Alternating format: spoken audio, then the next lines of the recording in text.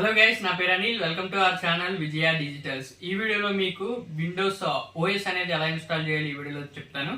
ఓకేనా, ఈ వీడియోలో నేను విండోస్ 8.1 అయితే ఇన్స్టాల్ చేసి చూపిస్తాను. మీకు విండోస్ 7, 8, 10, 11 ఇవి కూడా సేమ్ ప్రాసెస్సే. బట్ ఈ వీడియోలో నేను 8.1 అయితే ఇన్స్టాల్ చేసి చూపిస్తాను. మీరు స్టెప్ బై స్టెప్ ఫాలో అవ్వండి. ఓకేనా, మీరు ఫస్ట్ టైం కనుక మా ఛానల్ చూస్తుంటే సబ్స్క్రైబ్ చేసుకొని అండ్ వీడియోని కూడా లైక్ చేయండి. Okay, let's start our video.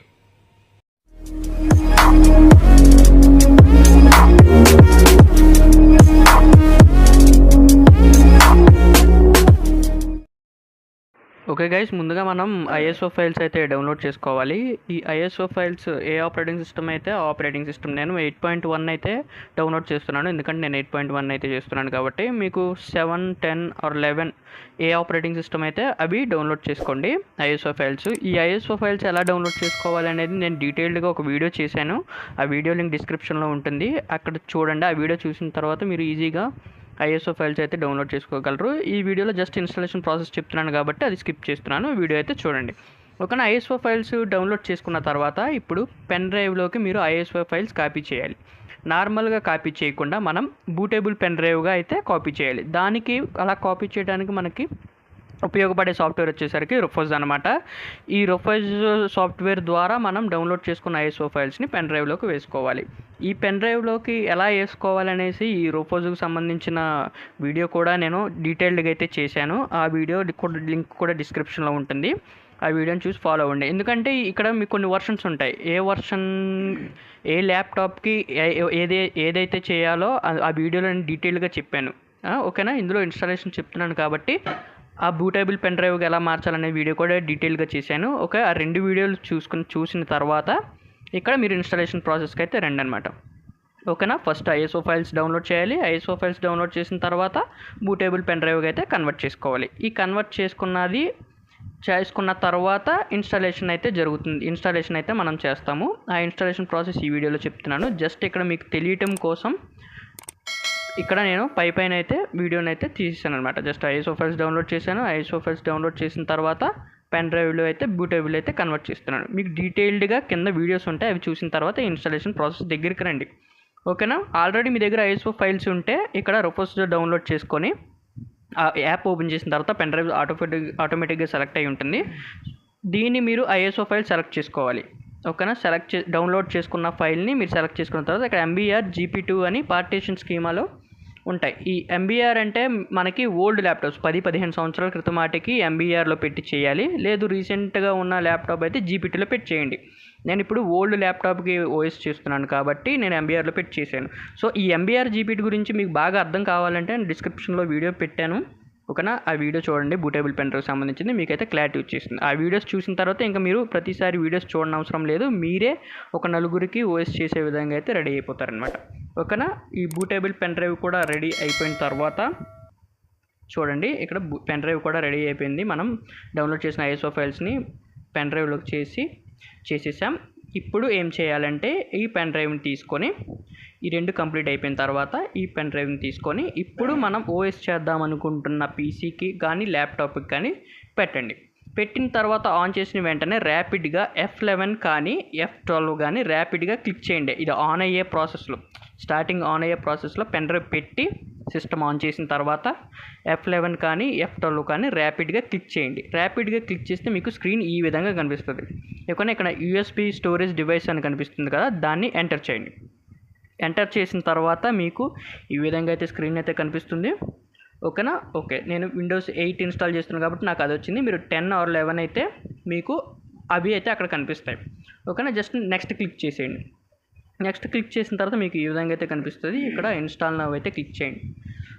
ఓకేనా గైస్, ఇన్స్టాల్ నౌ మీద క్లిక్ చేసిన తర్వాత కొంచెం సేపు వెయిట్ చేయండి. అది సిస్టమ్ కాన్ఫిగరేషన్ బట్టి టైం అయితే తీసుకుంటుంది.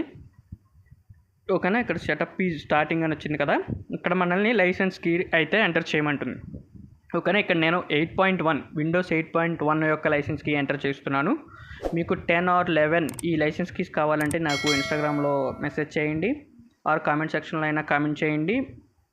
మీకు లైసెన్స్ అయితే ప్రొవైడ్ చేయడం జరుగుతుంది. ఓకేనా, ఇక్కడ స్క్రీన్ మీద కనిపిస్తున్నది 8.1 లైసెన్స్ అనమాట. కావాలంటే మీరు స్క్రీన్ షాట్ తీసుకోండి లేదా నోట్ చేసుకోండి.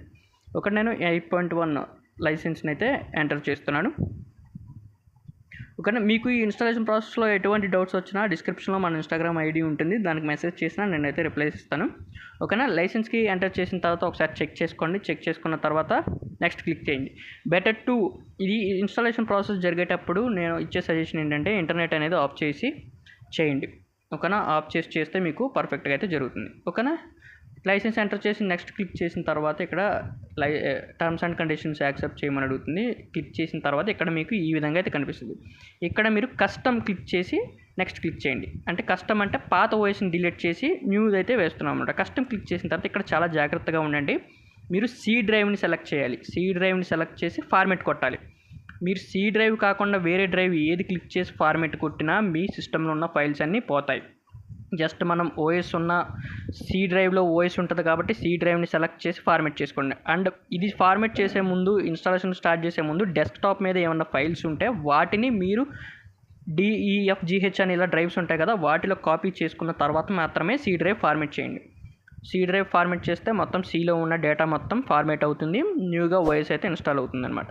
ఓకేనా. క్లిక్ చేసిన తర్వాత ఫార్మెట్ చేసి నెక్స్ట్ క్లిక్ చేసిన తర్వాత కాపీయింగ్ ఫైల్స్ అని ఈ విధంగా అయితే మీకు ఇంటర్ఫేస్ కనబడి ఓఎస్ అయితే ఇన్స్టాల్ అయితే స్టార్ట్ అవుతుంది.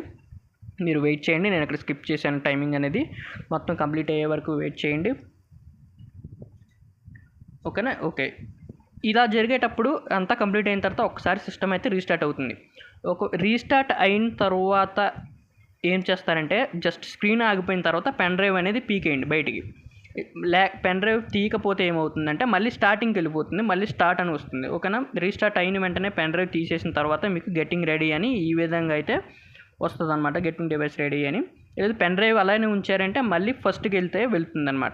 ఓకేనా. కాపీ అయిపోయిన తర్వాత ఫినిషింగ్ అయిపోయిన తర్వాత రీస్టార్ట్ అయిన తర్వాత పెన్ డ్రైవ్ ఒకసారి లాగిన తర్వాత ఇంకా ఇన్స్టాలేషన్ అయితే స్టార్ట్ అవుతుంది. ఇక్కడ గెట్టింగ్ రెడీ అయిన తర్వాత మీకు ఇలా పర్సనలైజేషన్ అడుగుతుంది. మీకు ఏ థీమ్ నచ్చిందో ఆ థీమ్ని అయితే సెలెక్ట్ చేసుకోండి. మీ పీసీకి ఒక నేమ్ ఇవ్వండి.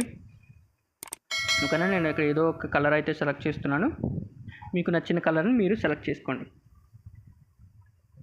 సెలెక్ట్ చేసుకున్న తర్వాత నెక్స్ట్ క్లిక్ చేయండి. గైస్ ఇంటర్నెట్ ఆఫ్లో ఉండాలి. మళ్ళీ చెప్తున్నాను, ఇంటర్నెట్ ఆఫ్లో ఉంటే మీకు ఆన్లైన్కి సంబంధించినవి ఇంటర్నెట్ కనెక్షన్ గురించి ఎర్రర్స్ అవి మీరు రావు, డైరెక్ట్గా మీకు ఇన్స్టాల్ అయితే అవుతుంది అనమాట. ఓకేనా.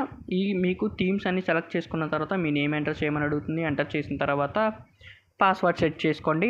మీకు నచ్చిన పాస్వర్డ్ అయితే ఎంటర్ చేసుకోండి. పాస్వర్డ్ హింట్ని కూడా ఎంటర్ చేసుకోండి. నేను ఇక్కడ ఎంటర్ చేస్తున్నాను.